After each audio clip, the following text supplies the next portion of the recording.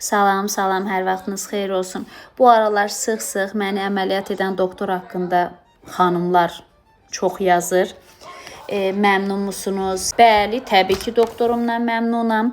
Artıq 3-cü ayım keçdi, şükürlər olsun. Maşallah, yaralarım çoxdan sağalıb. Hətta bilirsiniz, idmana da davam eləyirəm. Ona görə doktorumun o ilgisindən, bütün pasiyentlərinə olan görürəm, ilgisindən, böyle o deyir, hörmətlə yanaşmasından, işinin peşəkarlığından, ən önəmlisi də tikiş haqqında çox xanımlar mənə yazır. Mən özüm də əməliyyata girən ilk mənim qorxduğum tikişlər əyri-üyrü olar, böyle pört-pört çıxar. O məni çox qorxudurdu. Amma həqiqətən çox gözəl bir əl işi var. Bu çox önəmlidir. Tikiş izi haqqında demək istəyirəm soranlara. Doktor da mənə ilk demişdi əməliyyata girmədən ki, bədənə aiddir, dəriyə görə dəyişir. Bəzi dərilərdə tikiş izi yox olur, yavaş-yavaş, bəzilərində biraz qalır.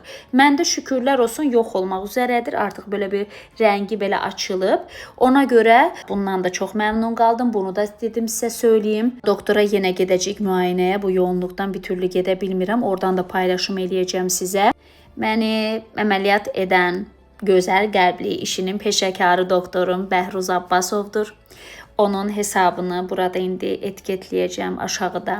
İstəyənlər oradan bilgi ala bilər. Detaylı bilgi ala bilər, qiymətlərlə, əməliyyat tarixləri ilə.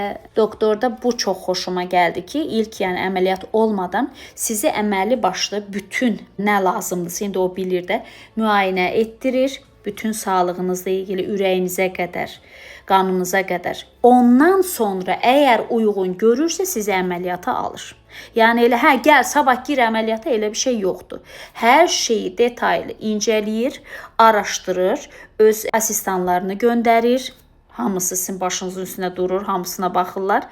Ondan sonra əgər heç bir problem yoxsa sizi əməliyyata alırlar. Bunu da sizinlə paylaşmağı özümə borc bildim.